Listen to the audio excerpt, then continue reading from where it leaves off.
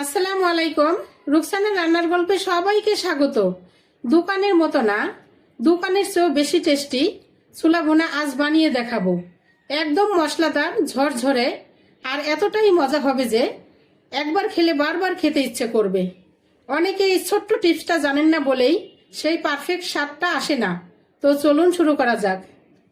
একটা কড়াই নিয়েছি, আমি দিয়ে দিলাম এখানে সরিষার তেল, একটু বেশি পরিমাণে দিয়েছি। এখন গরম হওয়া পর্যন্ত অপেক্ষা করছি। এখন দিয়ে দেবো এর মধ্যে কিছু জিরা আর দুটো তেজপাতা। একটু ফুটে আসলে এখন দিয়ে দিচ্ছি পেঁয়াজ। এখনো যারা আমার চ্যানেলে নতুন আছেন সবাই সাবস্ক্রাইব করে বেল আইকনটি বাজিয়ে রাখবেন, তাহলে নতুন নতুন ভিডিও পেয়ে যাবেন সময় মতো। পেঁয়াজটাকে একটু ভেজে নরম করে এখন দিয়ে দিচ্ছি 1 চা চামচ আদা, 1 চা চামচ রসুন বাটা। এখন এই মশলাটাকে একটু ভালো করে কষিয়ে নিতে হবে, এর কাঁচা গন্ধটা যাওয়া পর্যন্ত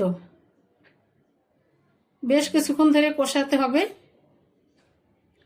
আর জিরাটা দিচ্ছি আমি ফোড়নে, এটা কিন্তু কামড় লাগলে ভালো লাগে মুড়ি বা ছোলার সাথে খেলে। একটু পানি দিয়েছি, আমার মশলাটা কষানো হয়ে গেছে। এখন আরও একটু নেড়েচেড়ে নিচ্ছি। এখন দিয়ে দিচ্ছি আমি 2 চা চামচ শুকনা মরিচের গুঁড়া, 1 চা চামচ হলুদ গুঁড়া, 1 চা চামচ জিরার গুঁড়া আর 1 চা চামচ ধনিয়ার গুঁড়া। এখন এই মশলাটাকে আবার একটু কষিয়ে নেব। মশলা কিন্তু সবসময় একটু কষিয়ে নিতে হবে ভালো করে, তাহলে কিন্তু রান্নার স্বাদ বেড়ে যায় দ্বিগুণ। দেখুন এইভাবে কষিয়ে নিচ্ছি। আপনাদের ভালোবাসায় আমি এগিয়ে যেতে পারবো, তাই আপনাদের প্রতি সবসময় কৃতজ্ঞ থাকবো। এই যে এখন দিয়ে দিচ্ছি ছোলা। আমি আগেই ভিজিয়ে রেখেছিলাম সারা রাত, তারপরে সিদ্ধ করে নিয়েছি। আমি সেটা স্কিপ করে গেছি, দেখাইনি। এখন ভালো করে কষিয়ে নিচ্ছি, এটা দিয়ে নেড়ে চেড়ে নিব ভালো করে। এখন দিয়ে দিচ্ছি স্বাদ মতো লবণ, আর দিচ্ছি এখানে দুটো আলু আমি সিদ্ধ করে চটকিয়ে রেখেছিলাম। আলু অবশ্যই দিবেন, তাহলে গ্রেভিটা একটু ভালো হয়, খেতে ভালো লাগে মাশাল্লাহ। এমনি শুধুও যদি খান আর বা মুড়ির সাথেও খান ভালো লাগবে। এখন দিয়ে দিচ্ছি একটু পানি, পানিটা দিয়ে আমি রান্না করে নিব বেশ কিছুক্ষণ।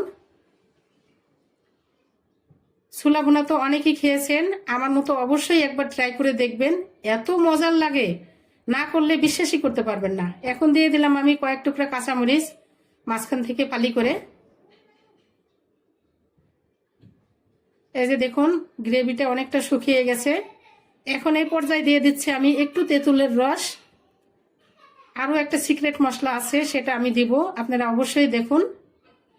এখন নেড়ে ছেড়ে দিচ্ছি, আর দিয়ে দিচ্ছি 1 চা চামচ চিনি।